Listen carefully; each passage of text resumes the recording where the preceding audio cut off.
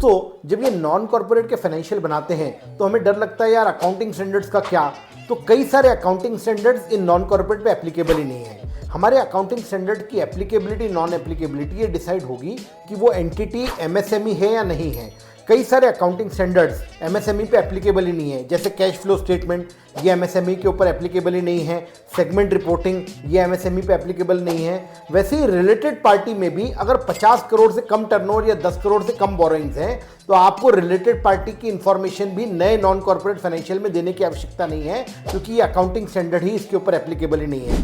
Similarly impairment भी आपके normal entities के ऊपर अकाउंटिंग स्टैंडर्ड एप्लीकेबल नहीं होगा। तो इन अकाउंटिंग स्टैंडर्ड्स की नॉन एप्लीकेबिलिटी की वजह से फॉर्मेट बनाना सिंप्लीफाई हो गया है।